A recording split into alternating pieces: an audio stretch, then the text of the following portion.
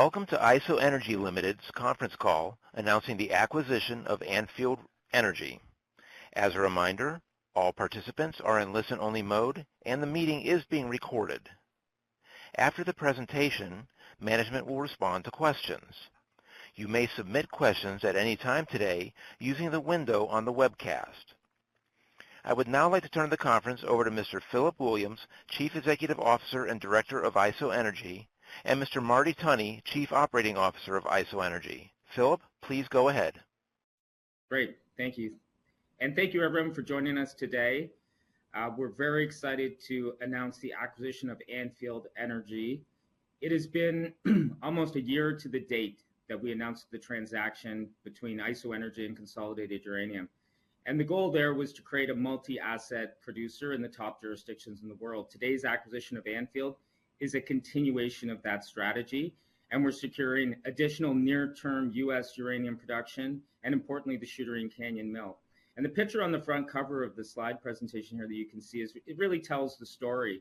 Our main U.S. asset at ISO is the Tony M mine, and many of you that followed the company would see that we've made quite a lot of progress opening that mine just recently.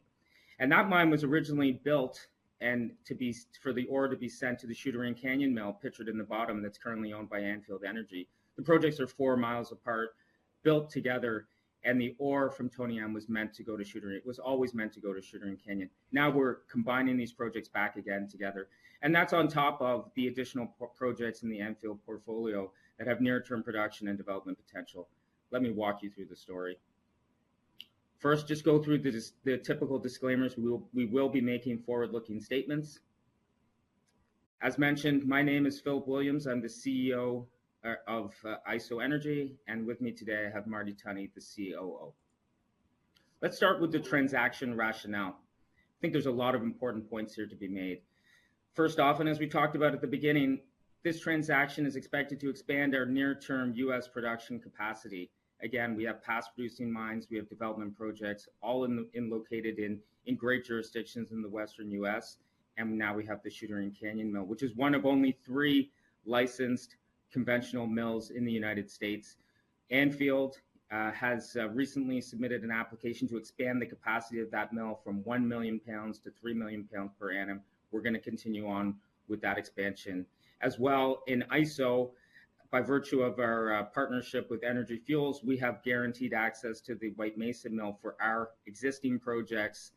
We entered into a toll milling agreement with them when we purchased those assets several years ago. With this acquisition, we're taking a meaningful step forward in terms of the resource base. Together, in all categories, we now have 220 million pounds of uranium in the United States.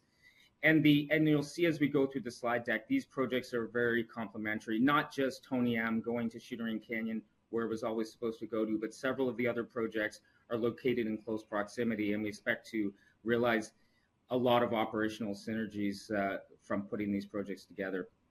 And as we mentioned off the top, the goal of becoming a leading uranium producer in multi-jurisdictions, the best jurisdictions in the world, continues to be our strategy, and this very much aligns with that. We will talk about it as well, but of course, in ISO, we have one of the best undeveloped uranium projects in the Athabasca Basin, the Hurricane Resource. And we think the timing couldn't be better. Everybody on the call has been inundated, as we have, with the positive news in the nuclear space, particularly in the United States. And so we're starting this transaction, entering into this transaction at a seminal time for the space. The transaction itself, it is a shared deal. We're buying 100% of Anfield. The consideration is 0.031 per ISO share for about 10.3 cents, valuing Anfield on a fully diluted in the money value of 126.8 million Canadian dollars. On a pro forma basis, ISO shareholders will own 83.8% of the company, and Anfield shareholders will own 16.2%. It represents premiums ranging from 32 to 37%, depending on what pricing you use for each company. Both companies require shareholder votes for the transaction to move forward, 66 2/3 for Anfield and 50+1 for ISO.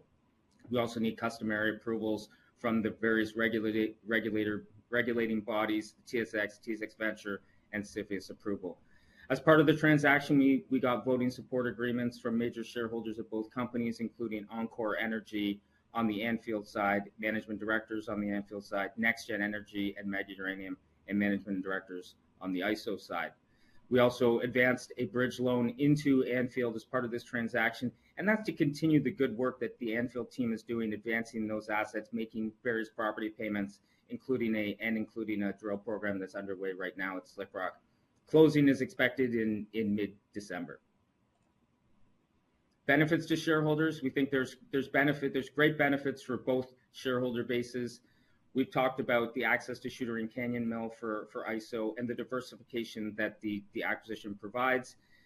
I think one of the benefits that we're going to see for both sides, of course, is the strengthening of the ranking of this company amongst the U.S. peers. We'll talk about that in a second, but we've really catapulted the company in terms of its U.S. exposure to the likes of the leaders in the industry, and we think that could generate a re-rating for the company. We're also going to get some very good shareholders coming on our register, including Encore, and we expect the Anfield shareholders to continue to be very supportive. And this larger platform will give us greater scale, access to capital, liquidity, and an opportunity for potential M&A in the future as well. For the Anfield shareholders, it's an immediate and attractive premium. They get exposure to the rest of the ISO portfolio, including those projects in Canada in the Athabasca Basin. And our goal, and you'll see when we talk through the slides, is we are absolutely moving these projects into production, and Anfield shareholders will get exposure to that and exposure to our shareholder register. In addition to NextGen, Energy Fuels, Mega Uranium, and the ETFs, we have a very strong register of institutional shareholders that Anfield shareholders will get the benefit of being part of. And participation in that larger platform, which is a similar benefit to both companies. In terms of the pro forma capital table, you'll see that we'll have, post the transaction, about a $700 million market cap. We're extremely well funded as a group. Net cash and equivalents between both companies is over $60 million, well funded to close the acquisition and move the projects forward. And you can see the list of investors and shareholders in the pro forma company is quite impressive and very unique in the uranium space to have this many corporates involved in one of their peers. And I've been around the uranium space now since 2006. Consider many of the CEOs of those companies to be friends as well as colleagues, and I expect them to all be very supportive of the company going forward. And the timing is right. We talked about this in the transaction rationale. We've just got a few headlines here. Not lost on many of you on the call is the increasing pace of positive news coming out of the nuclear space, particularly in the United States. And we believe that United States will be a very important source of uranium production going forward and potentially trade at a premium. So we're very excited to grow our portfolio there and particularly add that near-term production potential. This is a slide that some of you might have seen if you've watched an ISO presentation or been on our website. This is how we look at our portfolio projects. We demarcate them into near-term production, development, exploration, call options, and our equity holdings. The goal of the company, as I said from the outset, is to be a multi-asset producer in the best jurisdictions in the world, that being Canada, the United States, and Australia. And when we look at our portfolio, it's all about moving projects from the left-hand side of the page to the right-hand side of the page, and we're busy doing that. But we also have this M&A strategy, which is, can we add projects to those bubbles, particularly the bubbles on the right-hand side of the page, to increase our near-term production? And this really checks all of those boxes. We're adding significant projects in all of these categories. We'll continue to look at additional M&A as we go forward, but we obviously think we have a very healthy portfolio here and lots to do. How we compare to the peer group, particularly in the U.S., and again, as I mentioned off the beginning, we really feel like this transaction elevates us into the category, into the comps table with these names. Again, many of you will be familiar with them. They are the leaders in the space today, doing great work advancing their projects back into production. I think we compare very favorably to these groups on a pro forma basis. You can see on a total resource endowment, we're second only to UEC in terms of pounds in the United States. This doesn't include our pounds in other jurisdictions, and we check all the boxes: past production, restart potential, permitted processing facility. We have high grades, of course. That's now we're talking about Athabasca Basin, and asset diversification and geographic diversification. Increasingly, we've seen that more important in the uranium space for investors, but also for utilities as they look to secure pounds for the future. They're looking for diversified companies in the lowest risk jurisdictions in the world. We have that covered. As we go into the projects themselves, we start with a slide that again might be familiar for those who know the ISO story. These are our projects in the United States, located in Utah, past producing mines that we acquired from Energy Fuels a couple of years ago. And some of the highlight points here, which we make time and time again, is these mines were in production in the bull market of 2006, 2007, 2008, shut down due to low prices. But what that means is there's a tremendous amount of capital already put into these projects, and the capex to move them ahead from here is very, very low. There are resources in place on these projects, and the permits, importantly, are in place, meaning that we can move back into production very, very quickly. And for these projects, we have a toll milling agreement with Energy Fuels for use of the White Mesa mill. Now we're going to layer over top of these projects the projects from Anfield. I think you'll see why we're so excited about this transaction. Here, what we have is a bit of a zoom out on the map. The orange marks are the Anfield projects. The blue marks are our projects, and you can see they fit very well together. The total resources that we're looking at this page is almost 35 million pounds, and this doesn't include many of the other projects in the Anfield portfolio located in Arizona and New Mexico. And what we're going to do from here is we're going to zoom in on we're demarcating these projects into the eastern side, the Uravan Lisbon Valley side, and the western side, which is the Henry Mountain Complex, where the Tony M project is and the Shooter Canyon Mill is. And so when we take a look more closely, and Marty, why don't I toss this slide over to you, and you can walk people through these projects. And really what I would like to take away from this slide, and when we go and into the other projects, is how close these projects are, how advanced they are, and our game plan to move them ahead rapidly. Sure. I mean, if you take a look at what we've got here, so we've got the Tony M mine, which we've been working very hard towards moving it towards production. We've got it reopened now with rehabilitation going underway, and then that sits immediately adjacent to the Frank M project that Anfield's got, and that's only combined of 4 miles north of the Shooter Canyon Mill. It makes all the sense in the world for this material to go to that Shooter Canyon Mill, which is part of the rationale for acquiring the project. So what we would like to do is focus on this as kind of a single complex versus a series of independent projects and a mill itself. So our focus now over here is going to be, let's put these all together, put some real engineering thought into this, and do some trade-off studies between production now at Shooter and potentially what it might look like or production right now at White Mesa, and maybe delaying a little bit and putting it through the Shooter mill. But lots of opportunity here, lots of upside still for exploration. I mean, you can at the various projects, so significant opportunity for the company.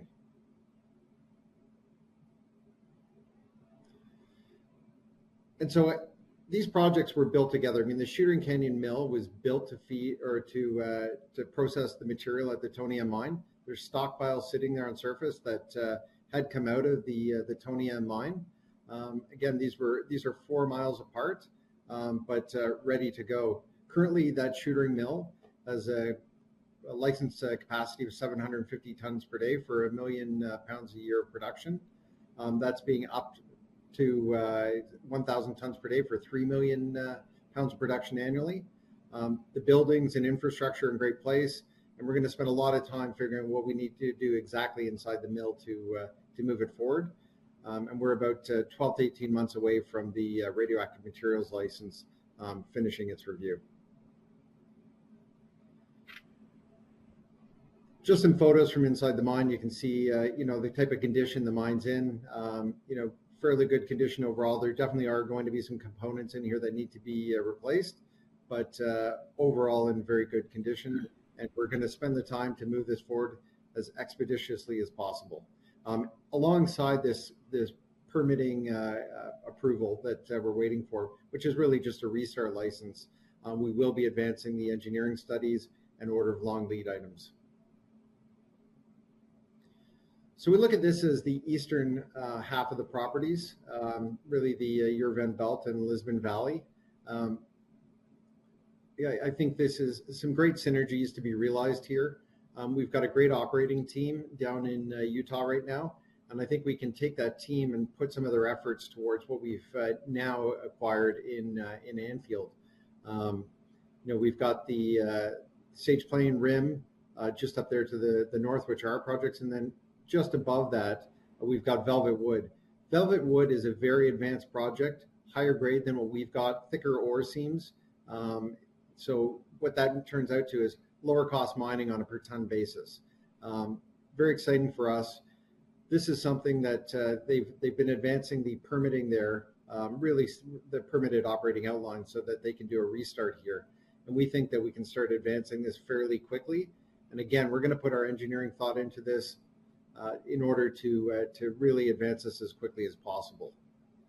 They have a PEA on the project, the combined Slick Rock and Velvet Wood project, which combined puts out about 800,000 pounds a year over a 15-year period. The capex of the NPV of roughly $200 million on the project, and a pretty good IRR at 33%. This was all done at $70 a pound uranium, and this was with the idea of transporting this all the way to the Shootering Mill. There might be some opportunities to work with the relationships we have at Energy Fuels, and an opportunity potentially to maybe move that a little closer and have that put through White Mesa, but that would be discussions with Energy Fuels. But our goals here are really to advance the economics and to enhance the economics.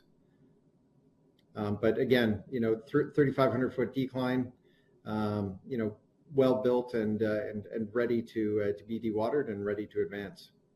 And certainly other projects alongside that are in pretty good condition, and we're going to focus our efforts to move those forward.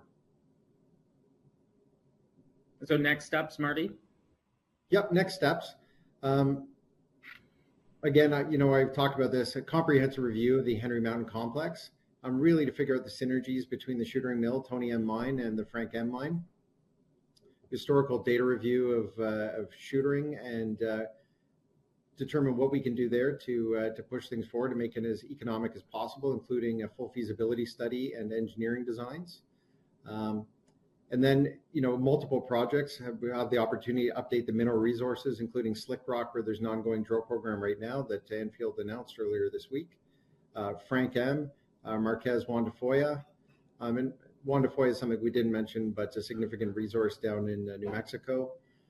And then we'll look at Velvet Wood. We'll finalize the engineering design. Currently the PEA, as I've discussed, but finalize the designs. And that is the most advanced project in the Anfield portfolio, and we think near-term production opportunity there.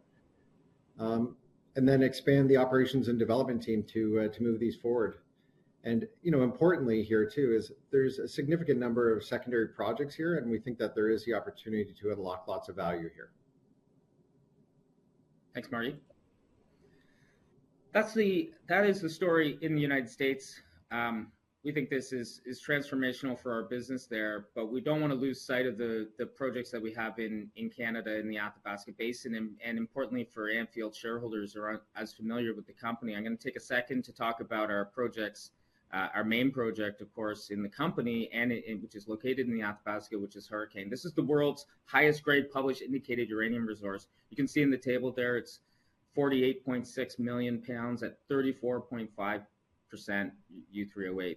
It is the highest grade and an order of magnitude higher than the grades that we're talking about down in the United States. This project is located in the eastern side of the Athabasca Basin. It's about 325 meters below surface. You can see in that cartoon where it sits depth-wise relative to some of the other deposits in the basin. What's really exciting about this project is where it's located. I'll take you to the next slide. And there's two reasons that it's exciting. The first is in the eastern side of the Athabasca Basin, and look at the map on the bottom right-hand side here. It's very close to an existing mill. It's about 40 kilometers away from the McLean Lake Mill. This is the mill that's owned by Orano and Denison that processes the ore from Cigar Lake. Ultimately, Cigar Lake will be depleted.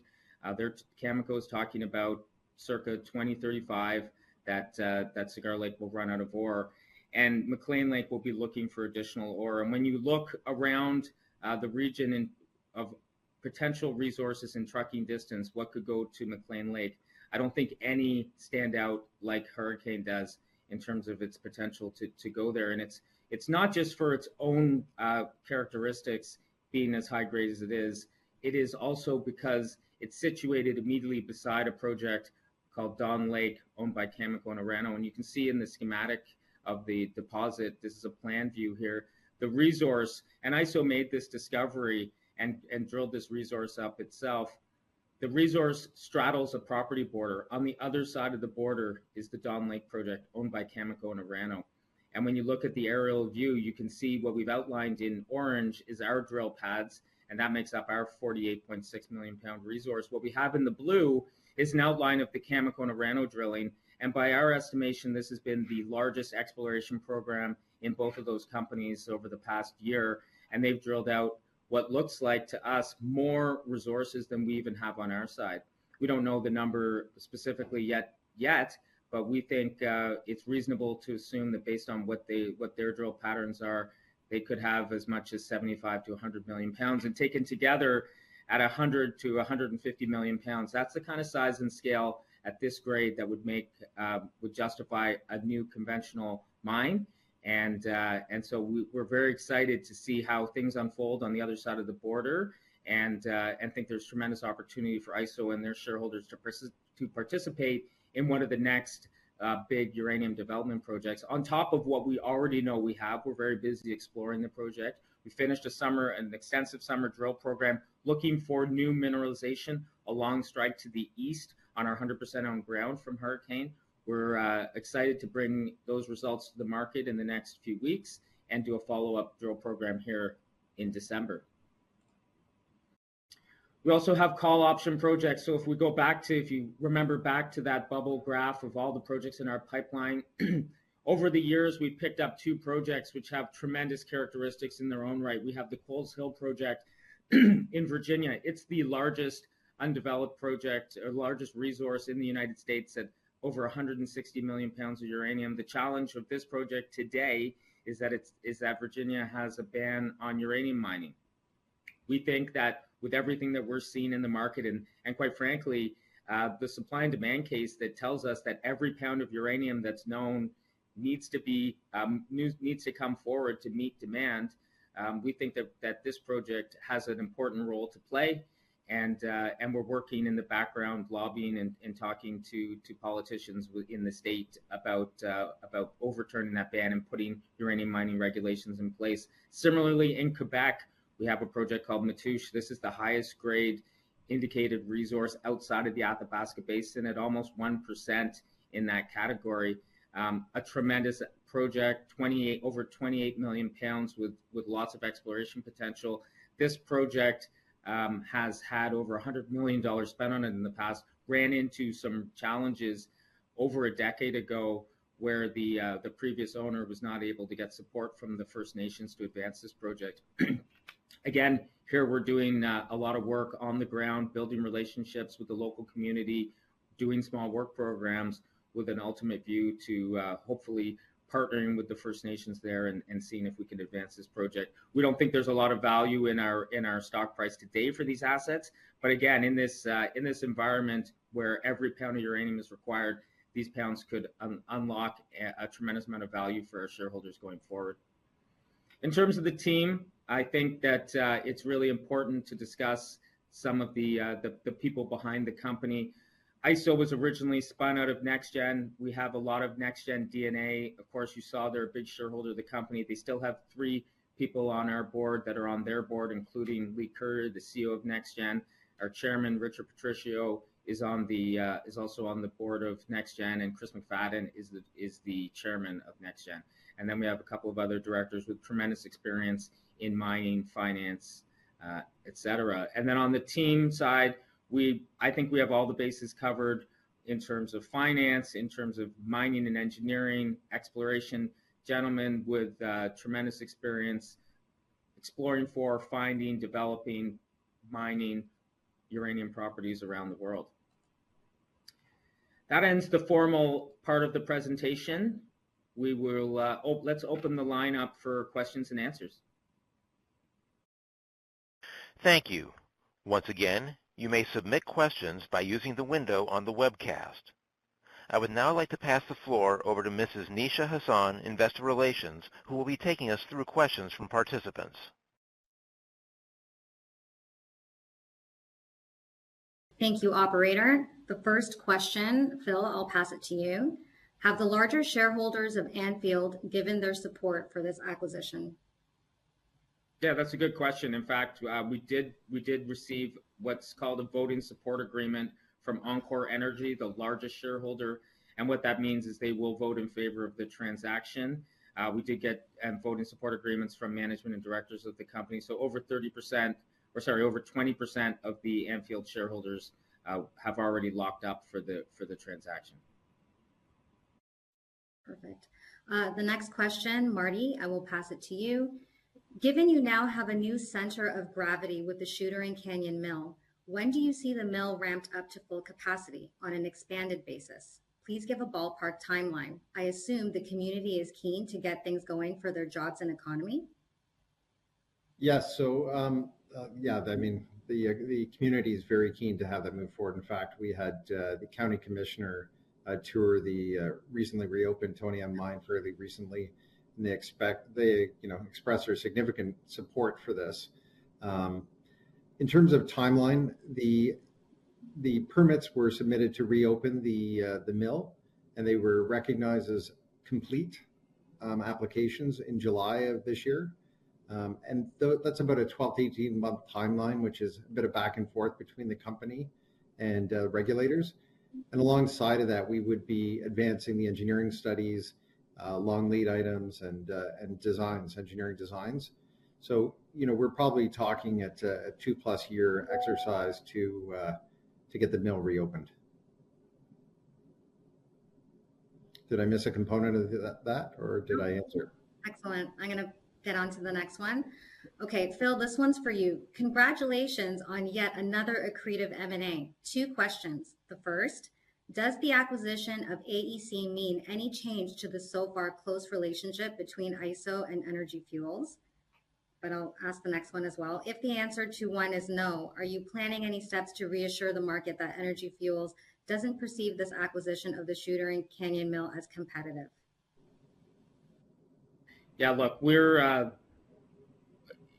right to point out we have a very close relationship with Energy Fuels. They're a shareholder. We have the toll milling agreement.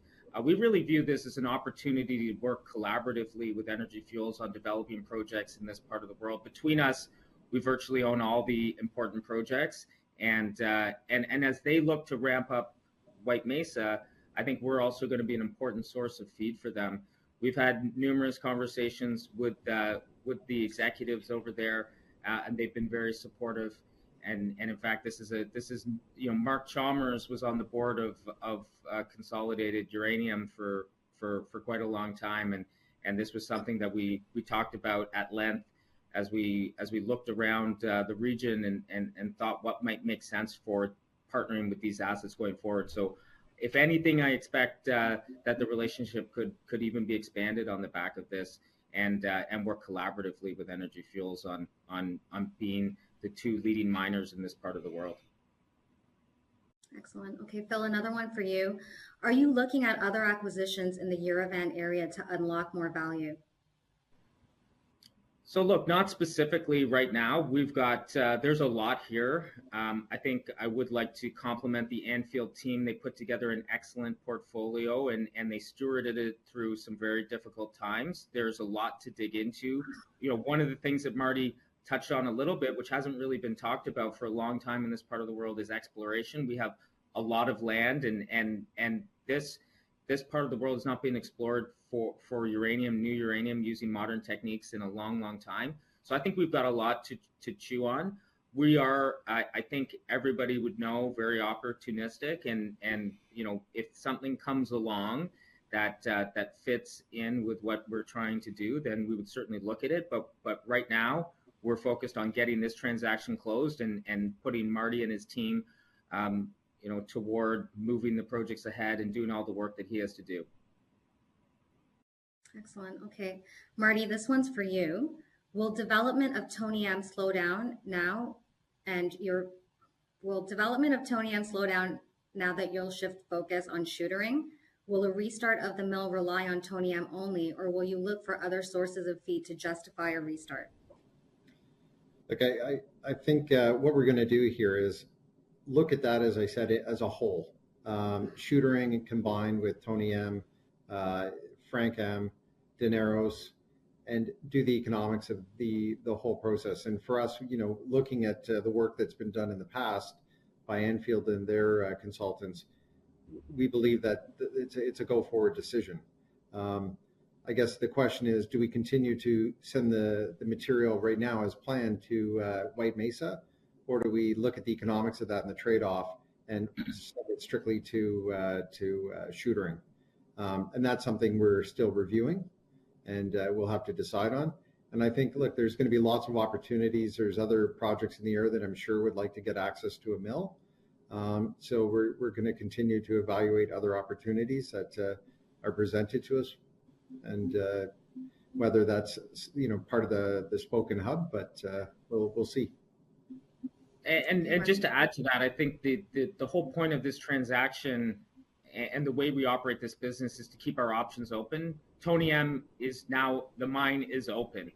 We could be mining ore there in a very short amount of time, and so market dynamics will play a role. And as we're working diligently on bringing Shootaring Canyon back into operating status, if opportunities are there to mine Tony M and send it to White Mesa and make significant cash flow for this company, we'll certainly take advantage of them. Okay. Another question for you, Marty. On the mill, you mentioned 12 to 18 months for the RML amendment. To clarify, is that the amendment to move back to active processing from care and maintenance? Does that timeline also include expanding the license for 3 million pounds a year? That was part of the application. It was part and parcel to that. So yes, it includes it. Okay.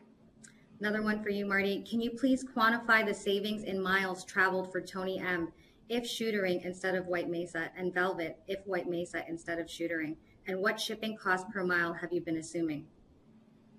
Yeah, so I mean, Shootaring is right there. It's 4 miles away from the portal from Tony M, and White Mesa is about 125 miles roughly. So on a one-way trip, we're looking at roughly 30 cents US per ton mile. So significant cost savings by having it right there. Was there more to it? No, that's it. Next one. To help fund Shootaring development costs, are you open to monetizing other assets and focusing on the US and Athabasca? Yeah, absolutely. I mean, you can see from that graphic that we showed, we're replete with projects, and in this environment, you can imagine that our phone's ringing off the hook from people looking for assets. And so we'll certainly look at opportunities to rationalize the portfolio. Historically, we haven't looked to sell assets for cash because we are such bulls on the market going forward. When we created Labrador, that became Latitude and Atha, we held on to our position. In fact, we increased our position because we love what that company is doing, and we think that there's tremendous upside there. Similarly with Premier American Uranium, and more recently at Jaguar with our Argentine assets. I think that if we were, we'll certainly look to rationalize the portfolio, and depending on who the counterparty was and what the opportunity was and what the business plan was, we could consider both taking cash or remaining shareholders in whatever the ongoing company would be. Okay, next one. Marty, this one's for you. Conceptually, how much ore/production rate can you support with Tony M, Frank M, and Dineros? Also, could you comment on the tailings management facility at Shootering? Does it need any permits, and how much capacity does it have? Are there additional lifts permitted, etc.? Those are multiple questions in there. I think if I got it right, was what type of production rates are we looking at coming out of the projects down there? Yeah. So, you know, what I'll do is I'll talk about historic production at Tony M and what went on there and what that could support, and historic production at Dineros. Combined, those were designed to produce roughly about 1 million pounds a year of production through those two. And if I look at Anfield and Velvet, Anfield's Velvet Wood and Slick Rock, there's a current PEA that's out there that talks about 800,000 pounds a year. So combined, those three, 1.8 million pounds a year. And so what was the second part, Nisha? The second part of the question is, can you comment on the tailings management facility at Shootering? Does it need any permits, and how much capacity does it have? So the current RML restart did have a request for new facility there. They applied for as part of the RML application, it was a new TSF, a new cell. They applied for a single cell with the expectation that they would then go forward and construct a second cell following that, which is pretty typical. There's about 4 years of life there at the run rates designed. And then once you get the first application through, then you would put the second one in. Okay, perfect. Next one, I'll probably pass this on to Phil. Please discuss estimated all-in cost per pound on major projects, prices needed to start production, potential timing for starting up production, and capital cost to start production. I think that go ahead, Marty.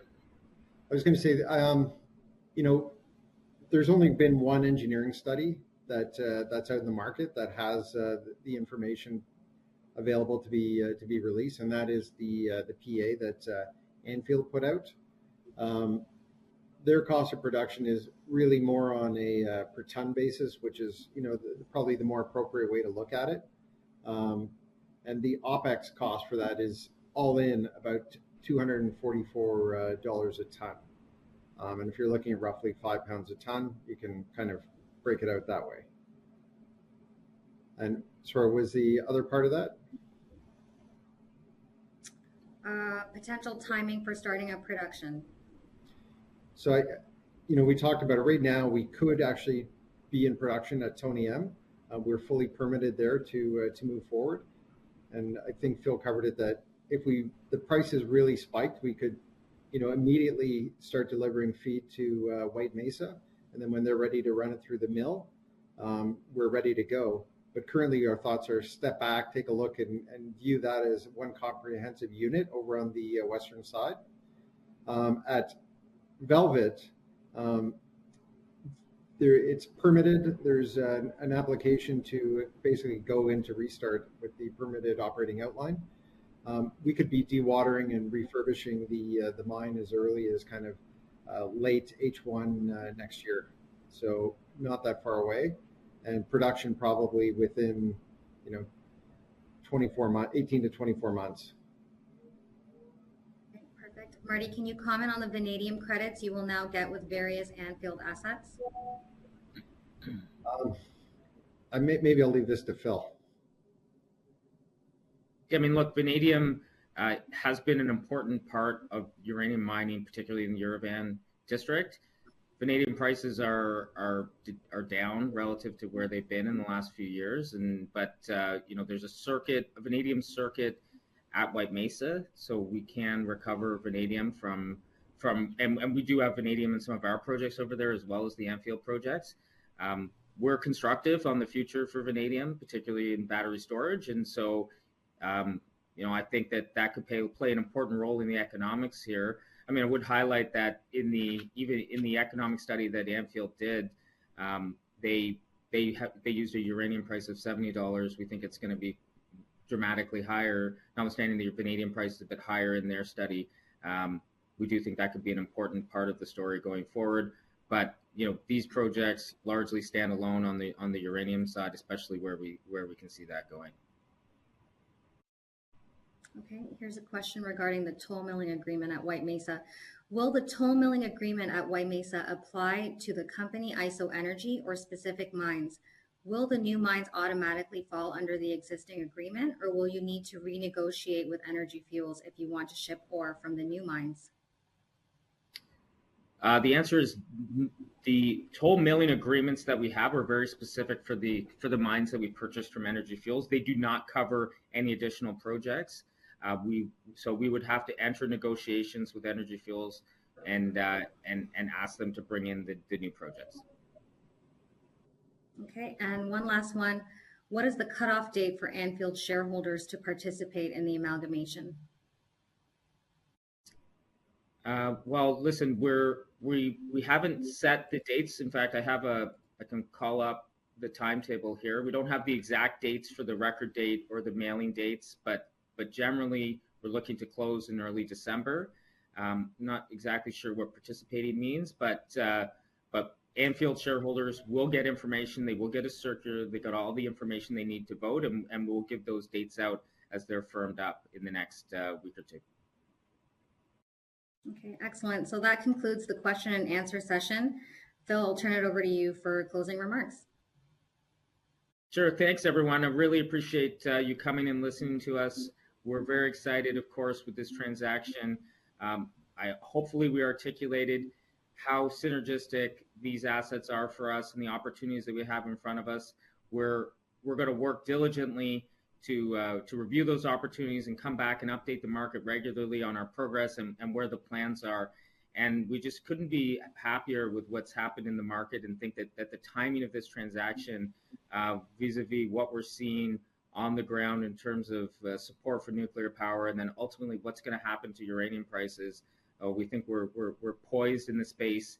And we're very excited to announce this deal today. A lot of hard work to go to get it completed, and then lots of work for Marty and his team to advance these assets. But we couldn't be more excited. And thanks everyone for joining today. Thanks, Phil. Thanks, Marty. If anyone has any further questions that we haven't covered today, please feel free to email us at info@isoenergy.ca. A copy of the presentation that we put up today is available on our website. And thank you for joining us. You may disconnect now.